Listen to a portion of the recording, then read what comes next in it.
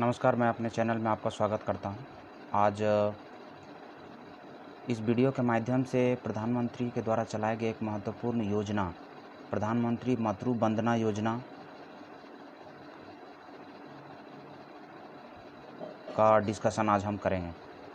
इसमें आप देखेंगे प्रधानमंत्री मातृ वंदना योजना का जो इंट्रो, जैसा कि आप देख पा रहे हैं स्क्रीन पे, तो इसमें जो इम्पोर्टेंट क्या क्या चीज़ें हैं, कौन कौन सा ऐसा एस्पेक्ट्स है जिसको जानना चाहिए आपको और जो एग्जामिनेशन पॉइंट ऑफ व्यू से इम्पोर्टेंट है, वो आप इस पीडीएफ में देखेंगे। तो जैसा कि ये सबसे पहला सवाल आता है कि ये प्रधानमंत्री मातृ वंदना योजना जो है चलाया गया ministry of women and child development, government of India, new Delhi के द्वारा, यानी ministry of women and child development के द्वारा इसको चलाया गया है। महिला एवं बाल विभाग, गवर्नमेंट ऑफ इंडिया के द्वारा। इसके इंट्रोडक्शन में है कि undernutrition continues to adversely affect majority of the women in India. Every third woman is undernourished and every second woman is anaemics. यानी इसका ये ओवरऑल इंट्रोडक्शन में ये मेंशन किया गया है कि जो न्यूट्रिएंट्स को लेके इशू बनता है हमारे इंडिया में, जैसा कि एक डेटा जैसा यहाँ मेंशन कर रहा है कि प्रत्येक 3 महिला में से प्रत्येक 1 महिला ये न्यूट्रिएंट्स का शिकार है। तो इस चीज़ों को लेके एक योजना गवर्नमेंट ऑफ इंडिया के द्वारा लाया गया, जिसमें इसके रेमेडीज़ को लेके, इसके सॉल्यूशंस को लेके बात किया गया है। तो जैसा कि आप डेट देख पा रहे हैं, 1 जनवरी 2017 से ये मैटरनिटी बेनिफिट प्रोग्राम इम्प्लीमेंट किया गया हमारे देश के सभी कंट्री में, और इस प्रोग्राम का नाम रखा गया प्रधानमंत्री Matru Vandana Yojana. Under this scheme ये cash incentive of 5000 is provided directly to the bank या पोस्ट ऑफिस अकाउंट में दिया जाएगा, और pregnant women and lactating mothers PWLM for first living child of the family subject to the fulfilling a specific condition related to the maternal child health. Maternal benefits के रूप में 5000 rupees वो जो pregnant women रहेंगी उनको provide किया जाएगा। ये प्रधानमंत्री मातृ वंदना योजना PMMVY is implemented using the platform of anganwadi services. इसमें आंगनवाड़ी सर्विसेज का भी यूटिलाइजेशन किया गया है, उसको लेके भी इस योजना को इन्हांस करने का कोशिश किया गया। एंड इसके बाद देखिए under ministry of women and child development, जो चीज़ें डिस्कस किए हम लोग, और ये सेंट्रल से फिर स्टेट पे आता है कि ministry of women and child development in respect of states and union territories implementing schemes through women and child development department या social welfare department and through health system in respect of states या union territories where a scheme is implemented by health and family welfare department। Conclusion इसमें यह है intro का कि जो health and family welfare department है government of India का जो health and family welfare department है, ये और जो स्टेट लेवल पे health and family welfare department हैं, ये सभी मिल के इस स्कीम्स को इम्प्लीमेंट करने का काम करेंगे। PAMVY is implemented through a centrally deployed web based MIS software application. ये MIS होता है मंथली इंस्टॉलमेंट स्कीम्स करके, आप समझ लीजिए कि इसमें पूरा का पूरा अकाउंटिंग देखा जाता है, क्या इनकम, क्या एक्सपेंस, क्या इसका इम्प्लीमेंटेशन हुआ, उसका एक डेटा बेस तैयार होता है मंथ वाइज। तो ये चीज़ें एक सॉफ्टवेयर है जिसमें अपडेशंस देखता है। The focal point of the implementation would be the anganwadi centre and Asha ANM workers. इसके 3 इम्पॉर्टेंट सेक्टर्स को कंसीडर करते हुए इस प्रोग्राम को इम्प्लीमेंट करवाने का कोशिश किया गया, जिसमें anganwadi centre, Asha and ANM workers को लिया गया है। सेकेंड स्टेज पे हम लोग आते हैं beneficiary application process under PMMVY। इसमें सबसे इम्पोर्टेंट सवाल आता है प्रधानमंत्री मातृ वंदना योजना, इस स्कीम्स का क्या एलिजिबिलिटी है। फर्स्ट क्वेश्चन है, is LMP date mandatory to be provided to claim benefit under this schemes. अगर इस स्कीम्स के तहत आप क्लेम करते हैं बेनिफिट लेने के लिए, तो क्या LMP डेट जो है, अब LMP डेट क्या है थोड़ा ही देर में आगे हम लोग यहाँ मेंशन करेंगे, वो LMP डेट मैंडेटरी है क्या, तो आंसर है एस। ये बहुत ज़रूरी है क्योंकि LMP date as it is found as MCP card is mandatory to claim the first and second installment. If LMP date is not provided, the beneficiary is not eligible to claim the first and second installment and can claim only third installment provided she fulfills the conditionality for availing third installment of these schemes। LMP date ये government of India के द्वारा एक date decide किया गया है, जो date होता है, यूँ कह सकते हैं कि जो प्रेग्नेंट वुमेन है, उस प्रेग्नेंट वुमेन के वेरिफिकेशंस को लेके है कि वो डेट में वो डेट में वो एलिजिबिलिटी है, वो प्रेग्नेंट के कैटेगरी में आते हैं तो फर्स्ट एंड सेकंड इंस्टॉलमेंट भी ये इशू किया जाएगा। और अगर ऐसा नहीं होता है, एलएमपी डेट को अगर क्राइटेरिया में नहीं लाया गया तो सिर्फ और सिर्फ थर्ड इंस्टॉलमेंट को ही उठा सकते हैं, वो भी फुलफिल करेंगे कंडीशन को तब। कहता how, second question, how can ये beneficiary avail services if she registered herself with the field functionary after 150 days of the LMP. अगर एलएमपी होता है वो जो टाइम पीरियड, जिस टाइम पीरियड से उसके प्रेगनेंसी को कंसिडर करते हैं, तो इसमें कहता है कि अगर उसके 150 दिन के बाद रजिस्ट्री करता है, रजिस्ट्रेशन करते हैं, तो ये कैसे अवेल करेंगे, बेनिफिशियरी कैसे बेनिफिट लेंगे। तो the beneficiary has to register her pregnancy at the approved health facility within 150 days 150 days from the date of LMP which needs to be entered in the MCP card. जो MCP card बनता है, MCP card में उसको mention किया जाता है। Thereafter she can apply for availing maternity benefit at anganwadi centre और ASHA ANM within 730 days from the date of the LMP. अगर इस डेट के अंदर करते हैं, अगर फर्स्ट और सेकंड इंस्टॉलमेंट छूट गया तो आप 730 डेज के अंदर अगर अपडेशन देते हैं तो थर्ड इंस्टॉलमेंट इशू हो जाता है। अदरवाइज आपको 150 डेज के अंदर ही रजिस्ट्रेशन करना पड़ेगा to take the benefit of this. ये beneficiary with LNP date of 4 March 2016 is made ineligible by the stream. ऐसा क्या रीजंस था कि उसको इनएलिजिबल किया गया। If the LNP date is before 1 April 2016 the beneficiary is not eligible for availing maternity benefit under PMMVY Pradhanmantri Matru Vandana Yojana and therefore it is consider ineligible by the schemes. क्योंकि इस schemes का जो इम्प्लीमेंटेशन है 1 अप्रैल 2016 के बाद किया गया। ये सबसे इम्पोर्टेंट है कि इस डेट के बाद ही ये बेनिफिट्स मिला। नंबर 4 है LMP date of beneficiary is 4 January 2017 and the date of registration of MCP card is 8 July 2017 8 July 2017। Why is the system making the first installment application ineligible. तो what the reason, ऐसा क्यों हुआ कि system उसको first instalment के लिए ineligible कर दिया। क्योंकि as per the mentioned here beneficiary को LMP date 4 January 2017 and the date of registration of MCP कहता है मैटरनिटी को लेके है तो 8 जुलाई। देखिए the date of registration of the beneficiary in the MCP card must be within 150 days from the LMP date to be eligible to the claim the first installment under the schemes. यानी ये date का अगर आप difference देखेंगे 4 January 2017 से 8 July 2017, तो date of registration 8 July 2017 और LMP date of beneficiary 4 January 2017, तो ये इनएलिजिबल है, सिस्टम में लेगा नहीं। उसमें 150 दिन का गैप होना चाहिए, 150 दिन के गैप के अंदर होना चाहिए। Beneficiary MCP card must be from the LMP date. तो एलएमपी डेट इसका मेंशन किया हुआ है 4 जनवरी 2017, उसके 150 दिन के अंदर होना चाहिए। तो ये मोर देन 150 डेज हो गया, 150 डे मतलब मोर देन 5th मंथ हो गया, इसलिए सिस्टम इसको इनएलिजिबल कर रहा है। नंबर 5 में कि हाउ मेनी एंटीनेटल चेकअप ये ANC needs to be done for availing second installment. Second installment को बेनिफिट लेने के लिए कितने ऐसे चेकअप्स की रिक्वायरमेंट होती है। एंटीनेटल ANC चेकअप जिसको बोलते हैं। The beneficiary is required to do at least 1 ANC for availing second instalment and the instalment may be claimed after 6 month from the LMP date. LMP date से 6 माह के बाद आप क्लेम कर सकते हो 180 डेज, लेटर 180 डेज। नंबर 6 है can ये बेनिफिशियरी अंडर गोइंग ये NC and delivery in private hospital avail the benefit. क्या प्राइवेट हॉस्पिटल्स में भी इस तरह का बेनिफिट कंसिडर किया जाएगा। Since only government hospital have authority to register या update the MCP card, beneficiary taking services from the private hospitals can not available the benefit of this scheme as the MCP card details are mandatory for claiming an instalment.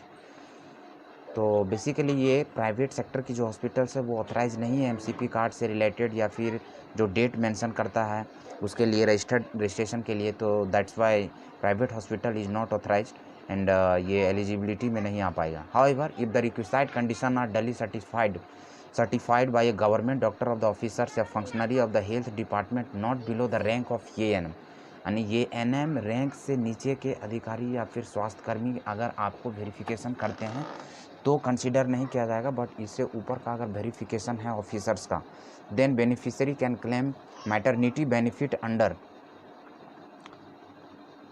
PMVVY and the claim should be accepted by the field functionary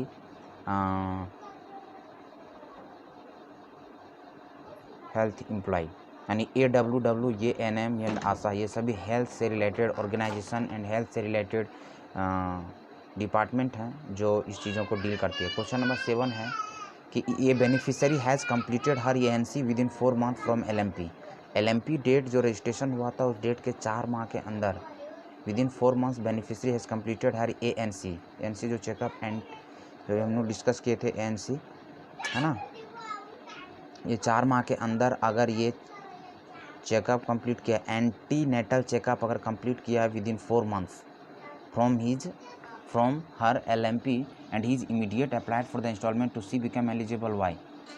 As per the PMVY scheme implementing guideline, installment 2 can be only claimed after 180 days from LMP कराने के 180 दिन के बाद ही second instalment के लिए claim कर सकते हैं।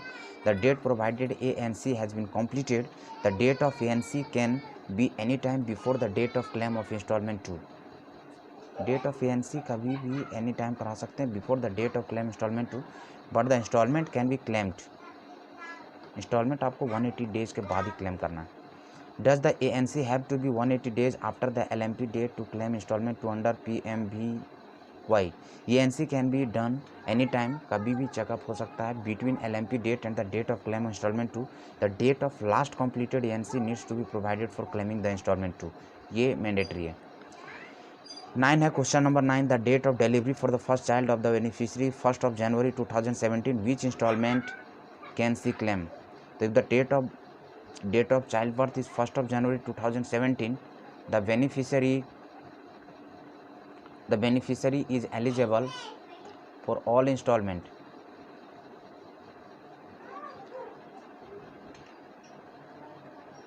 The beneficiary is eligible for all the installment under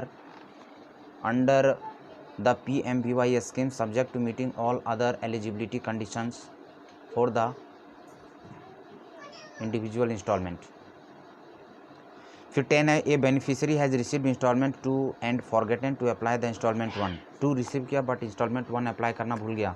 can she claim installment 1 now? The date of claims have to be in sequence. The date of claims of first installment obviously पहले होना चाहिए, earlier होना चाहिए, same date में होना चाहिए। For the date of claim of second installment, या it is also less than और इक्वल टू सेम डेट में होना चाहिए सेकंड और थर्ड इंस्टॉलमेंट का क्लेम, या फिर पहले होना चाहिए सेकंड का बाद में थर्ड का। But the claim can be entered in the system in any order. The scheme conditionality need to be adhere to, ये बेटर होता है। What if beneficiary meet the eligibility condition of the scheme but has applied late for PM? अगर eligibility condition को satisfy कर रहा है beneficiary but late से apply करता है तो what happens here? The beneficiary can apply for the benefit under the PMMVY scheme with in 730 days. 730 दिन के अंदर में वो अप्लाई कर सकता है फ्रॉम द LMP डे और 460 days from the date of child birth complete claim कर सकता है। Submit to fulfilment of all other eligibility criteria, अगर सारा कंडीशन बाकी फुलफिल कर रहे हैं तब क्लेम कर सकते हैं। 12 में है, the date of registration for an old MBP schemes IGMSY cases 4 July 2016 है। The beneficiary has the filled the form, then the system is not allowing to save the form and showing error. What is this happening? या क्या problematic है यहाँ पे? Problematic zone, अगर आपका इस तरह का सिचुएशन बन रहा है सिस्टम में, तो the date of registration under PMMVY scheme can not be before 1 because schemes इस तरह से इम्प्लीमेंट किया गया है कि वो सिस्टम जनरेटेड जो चीज़ें होती है उसमें 1 जनवरी 2017 का इनपुट दिया गया है। तो इस डेट के पहले वाला रजिस्ट्रेशन को वैलिड नहीं मानेगा system. And world MBP schemes beneficiary must freshly registered in Matru Yojana by filling up the appropriate form on the date 1 और आफ्टर 1 जनवरी 2017। इस डेट के बाद का ही होना चाहिए और द सेम डेट होना चाहिए, अर्लियर वाला री रजिस्ट्रेशन में जाएगा। If a beneficiary has an LMP date of 7th of June 2017 and she has not received any money from the World MP schemes, she is eligible to receive benefits under PM. The beneficiary is eligible for the all installment if LMP falls after 1st of April 2016 and the delivery date must be on or after 1st of January 2017, given all the other eligibility conditions are met. If a beneficiary has received the first installment in World PB scheme, is she eligible to apply for PMVY? कहते beneficiary से first instalment लिया world schemes के तहत, तो ये मातृवंदना में eligible है obviously. If a beneficiary has received the first instalment in the world MBP, ये भी एक वैसा स्कीम्स था जो PMVY के तर्ज पे काम करता था, बस इसको अपग्रेड करके PMV और कुछ इसमें अमेंडमेंट करके PMMVY स्कीम्स लाया गया. तो she is eligible to claim only installment 3 provided she fulfills the required eligibility condition. बाकी कंडीशन फुलफिल है तो इंस्टॉलमेंट 3 के लिए एलिजिबल. हाउ कैन ये SNO व्यू द CDPO या MO block wise beneficiary and payment reports. SNO level beneficiary enrollment and payment report show details for LGD block only. इसमें कैसे वो ऑनलाइन चेकअप किया जाता है, ऑनलाइन डिटेल्स को reports को देखा जाता है, कौन सा पेमेंट कब हो पाए, फर्स्ट इंस्टॉलमेंट का, सेकंड इंस्टॉलमेंट का, थर्ड इंस्टॉलमेंट का. उसका जो MIS बनता है वो व्यू द CDPO या MO ब्लॉक वाइज बेनिफिशियरी, उसके पास डिटेल रहता है इसका. इसके बाद सेकंड कैटेगरी में आते हैं प्रधानमंत्री मातृवंदना योजना का कॉमन एप्लीकेशन सॉफ्टवेयर से रिलेटेड क्वेश्चन. फर्स्ट है कि I have forgotten the password, how do I log in to the system. कहता the user can get their password reset using the forget password option available below the login space. Also ये user 1 level above in the system can reset the same. यानी obviously अगर password आप भूल जाते हैं तो login करने पे वो फॉरगेट पासवर्ड का जो लिंक आएगा वहाँ पे आप क्लिक करेंगे, वो सिस्टम जनरेट करेगा, आपको ऑप्शंस देगा न्यू पासवर्ड को सेट करने का. तो ये चीज़ें आप कर सकते हैं. Question number 2, how do I create a new user in the system and update existing user detail. An existing user can create a new user in the system. जो पहले से ऑलरेडी यूज़ कर रहे हैं सिस्टम में, आप login करके रखे हुए थे, लॉगिन आईडी है आपका, लॉगिन आईडी पासवर्ड है, तो भी आप नए यूज़र के रूप में रजिस्टर्ड कर सकते हैं, उसको अपग्रेड कर सकते हैं. The new user creation is allowed for 1 और more levels down users only. That is state nodal officer can create users at district and block level, while a district user can create users at block level only. Refer to the PMMVY CAS user manual for detail. इसमें सारा detail ये manuals में बोला गया. Can we associate the same email ID to the schemes facilitator and the sanctioning officer of the CDPO या MO block. क्या हम लोग सेम ईमेल आईडी को एसोसिएट कर सकते हैं उस स्कीम्स में, जो email ID to the scheme facilitator and the sanctioning officer of the CDPO and MO block. No, ऐसा सेम नहीं कर सकते. The same person can not enter the data and approve it in the system. There has to be different marker and checker system in software. Question number 4 कहता how to prepare master data in case of field functionary anganwadi centre Asha ANM is responsible for more than one village or town. One field functionality must be uniquely mapped to one village or town code in Matrivandana CS system, computer software system में. If a field functionary has been given the responsibility of more than one village, generally एक ही village का दिया जाता है, but अगर एक village से ज़्यादा का रिस्पॉन्सिबिलिटी दे रहा है, the state must take an administrative decision so as to which village the field functionary would be mapped. ऐसे केसेस में state would be responsible for coordinating that. How to prepare master data in case more than one field functionary are present in a village. कहता है इस Matru Yojana schemes में CAS में computer application software में system more one field functionary can be map to a village code in the master data. Master data में उसको coding किया जा सकता है, मैप किया जा सकता है. How to prepare the master data in case any mapping of the field functionary, जैसे विलेज नेम हो गया, वेरीफायर नेम हो गया, ये सब मिसिंग अगर अवेलेबल डाटा में. तो in the event of availability of any mapping, ये new functionary can be created in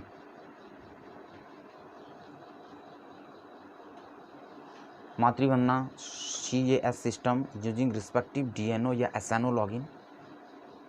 refer to the, इसमें मैनुअल्स में सब डिटेल है इसका, इसमें आप सब देख सकते हैं कि हाँ रिस्पेक्टिव DNO या SNO लॉगिन से वो प्रीफर हो जाएगा. Can one field functionary be associated multiple verifiers में नहीं जा सकता, no. One field functionary can be map to only one verifier, however there can be multiple field functionary under ये सिंगल वेरीफायर। सिंगल वेरीफायर के अंदर कितने multiple field functionaries काम करते हैं। How to prepare master data in the case of urban areas, which code is to be used and are ward wise details required. For urban areas, census 2011 code of the urban areas must be entered. The ward wise detail of the urban areas are not required. For all field functionaries in an urban area, the same code is to be provided. In case of census code not being present for the newly created entity, the corresponding LGD code needs to be referred to, but such cases need to be highlighted to the MWCD as well. यानी इस case में जो भी चीज़ें होगा census 2011 का जो SACC data है उसके अकॉर्डिंग से ही वो सीरियल नंबर उसमें इनपुट किया जाएगा फॉर रिकॉर्ड। कहता है इफ़ ये न्यू फील्ड फंक्शनरीज क्रिएटेड, कोई न्यू थिंग्स क्रिएट किया जाता है सॉफ्टवेयर के माध्यम से, तो is it necessary to uniquely map to the verifier and an LGD village और टाउन कोड सिमिलरली। तो आंसर एस, क्योंकि वो एक वेरीफायर्स मल्टीपल वेरीफायर्स नहीं हो सकता, सिंपली इसलिए वो फील्ड फंक्शनरी उसके अंदर भले काम कर सकते हैं एक वेरीफायर्स के अंदर मल्टीपल्स, बट एक वेरीफायर दूसरे मल्टीपल वेरीफायर्स में नहीं जा सकते according to the CS।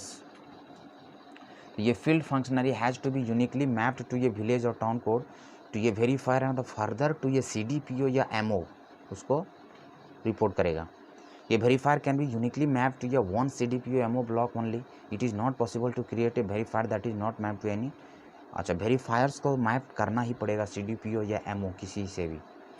Can we create ये फील्ड फंक्शनरी वेरीफायर और CDPO MO block if there ID code does not have generated it, can we use, no, ऐसा नहीं कर सकते बिकॉज कहता ID code for each entity is mandatory, no field functionary verifier can be created if there ID code is not available. ID code available होना ही चाहिए। Only the ID code generated by RCS portal or ICDS or central ministry for each entity must be entered in the system. Self-generated ID codes are not acceptable. What are the other ways of searching for a beneficiary apart from their ID proofs? The beneficiary can be searched in the system through other alternate means such as bank account number या mobile number of the field functionary. उसके माध्यम से आप check कर सकते हैं status of the beneficiary regarding payment. What is the process of filling form for the first installment in the PMMVYCS? कहता है पहले आप उस सॉफ्टवेयर में CS सॉफ्टवेयर में लॉगिन करेंगे, लॉगिन करने के बाद पहले आप विजिट करेंगे PMMVYCS.nic.in पे।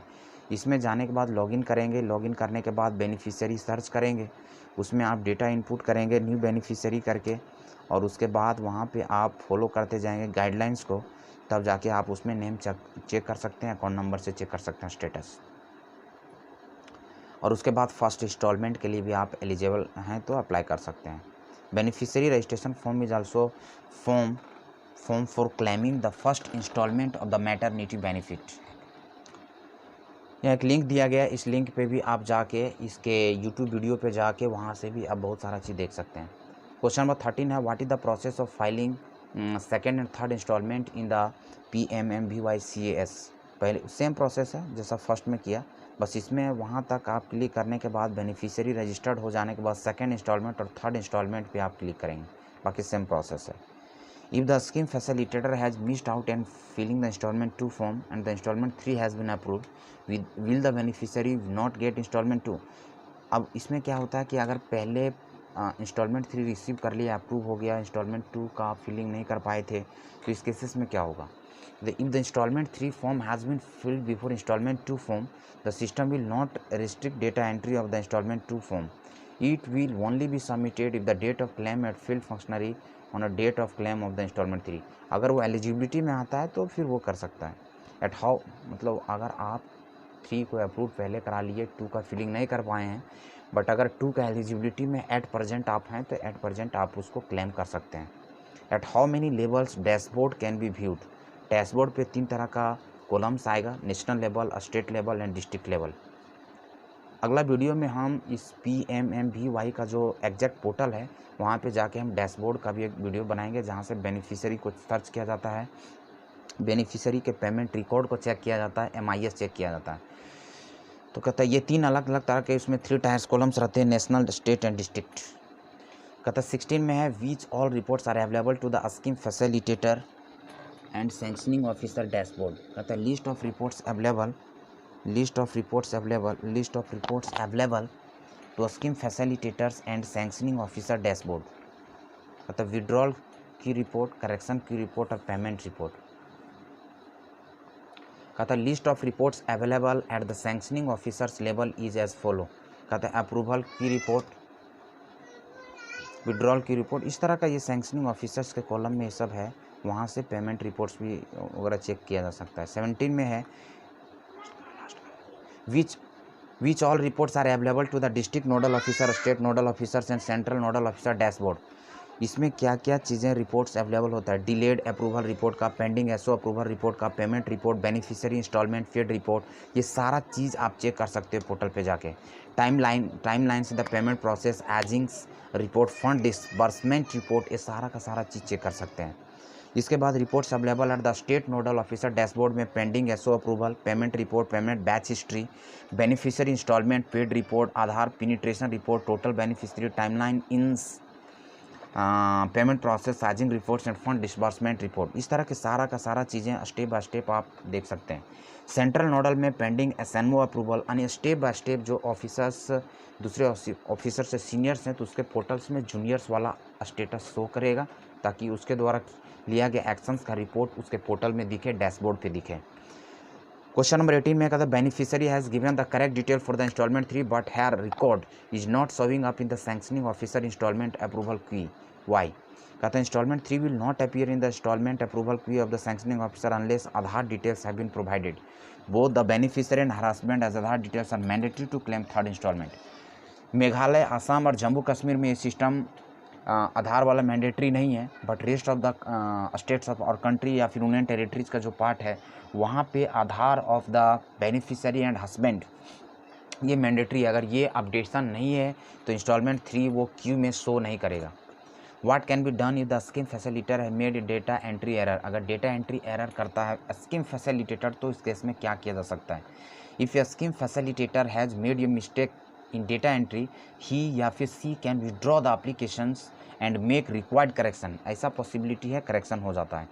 कहता what can be done if the schemes facilitator has made a data entry error. इसका तो ये बताया वो उसमें हो जाता है options. If the sanctioning officer has approve the record there is no way of the recalling the. अगर देखिए लॉगिन होने के बाद अगर सैंक्शनिंग ऑफिसर उसको प्रोसेस कर देता है तो फिर विड्रॉ का ऑप्शन नहीं है।